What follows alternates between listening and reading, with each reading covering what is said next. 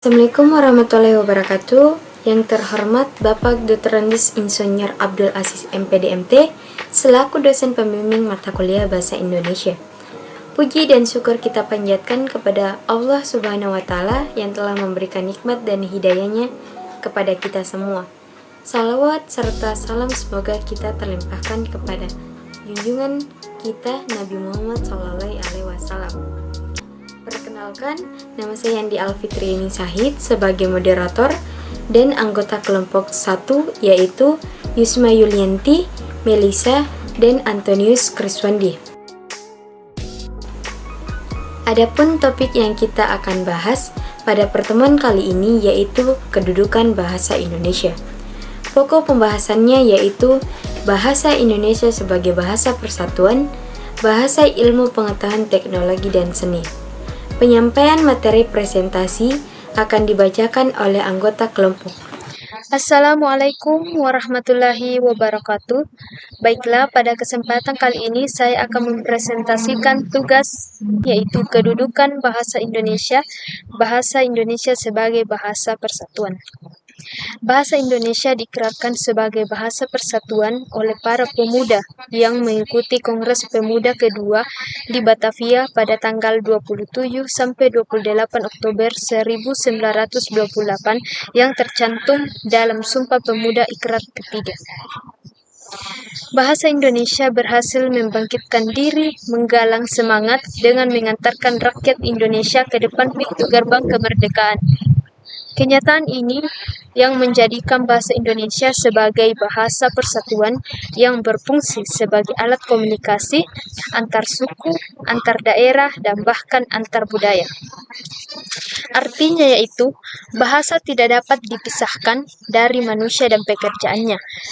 Bahasa adalah alat atau perwujudan budaya yang digunakan manusia untuk melakukan suatu interaksi atau berhubungan, baik lewat tulisan, lisan, ataupun bahasa isyarat. Dengan tujuan menyampaikan maksud hati atau kemauan kepada orang lain atau lawan bicara kita. Nah, melalui bahasa, manusia dapat menyesuaikan diri dengan adat istiadat, tingkah laku, tata krama dalam masyarakat, dan sekaligus mudah dapat membaurkan dirinya dengan segala bentuk yang ada dalam masyarakat. Kehadiran bahasa Indonesia dianggap sebagai pelindung sentimen kedaerahan dan penengah ego kesukuan. Bahasa Indonesia dapat menyerasikan hidup sebagai bangsa yang bersatu tanpa meninggalkan identitas kesukuan, latar belakang bahasa etnik, serta kesetiaan kepada budaya-budaya sosial. Kedudukan bahasa Indonesia sebagai bahasa persatuan dan bahasa negara masih harus terus dikaji ulang. Pada dasarnya, peran dan fungsi bahasa Indonesia dari waktu ke waktu dapat dikatakan tidak mengalami perubahan.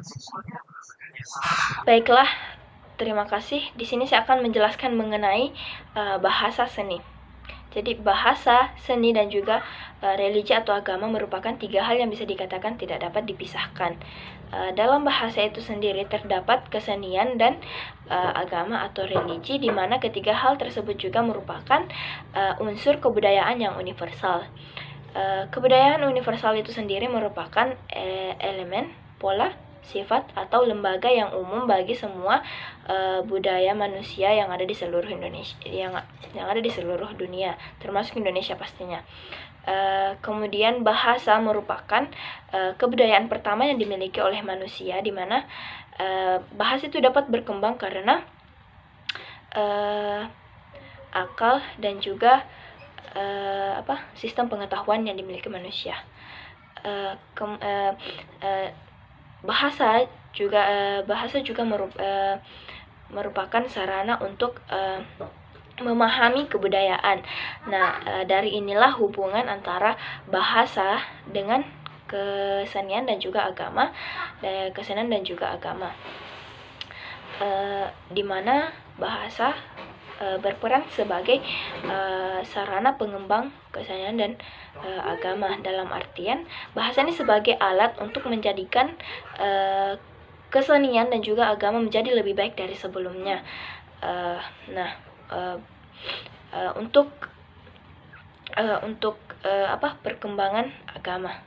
Untuk perkembangan agama di Indonesia sendiri itu contohnya seperti perkembangan agama Islam perkembangan agama Islam di Indonesia yang dilakukan dengan cara penyebaran agama Islam oleh para wali,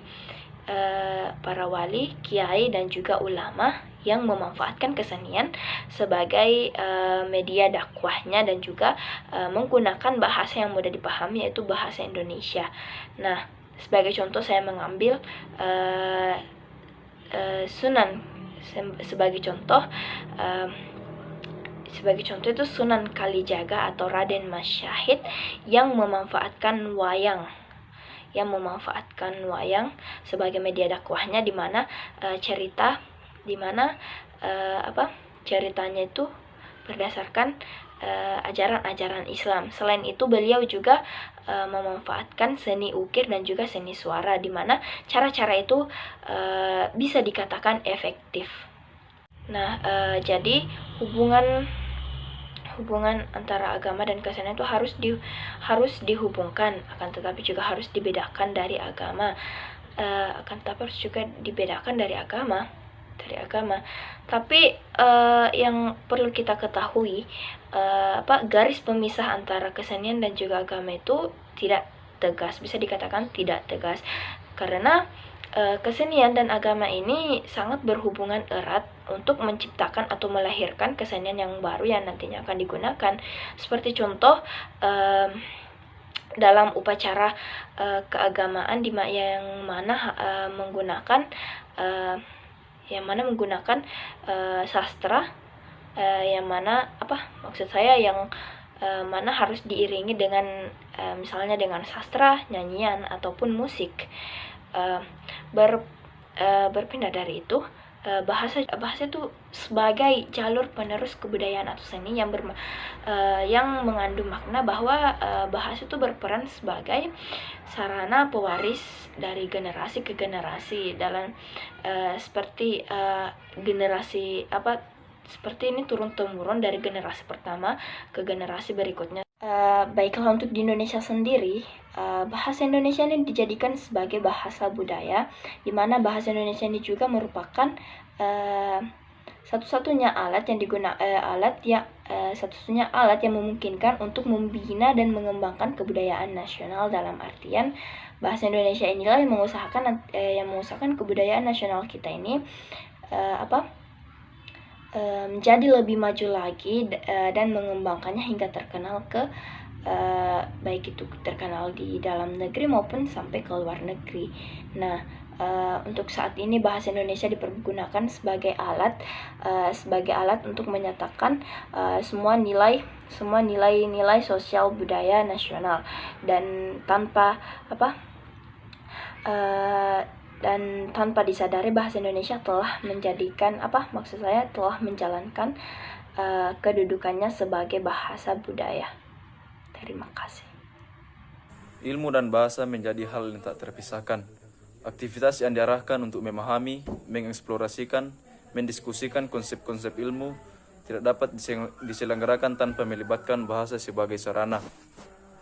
Dengan bahasa, segala ilmu pengetahuan yang diciptakan atau ditemukan oleh manusia dapat disebarluaskan kepada orang lain atau ke daerah lain untuk kepentingan kesejahteraan manusia secara umum. Bahasa Indonesia berfungsi sebagai bahasa pendukung ilmu pengetahuan dan teknologi untuk kepentingan pembangunan nasional dan juga sebagai wahana transformasi iptek. Penyerapan iptek sebagai sumber melalui proses belajar mengajar dapat terlaksana dengan baik dan lancar. Bahasa Indonesia mampu menyesuaikan diri dengan berbagai perkembangan iptek yang terjadi di dunia luar. Demikian akhir presentasi kelompok 1. Saya selaku moderator memohon maaf jika ada salah-salah kata. Semoga apa yang disampaikan bermanfaat untuk kita semua. Assalamualaikum warahmatullahi wabarakatuh.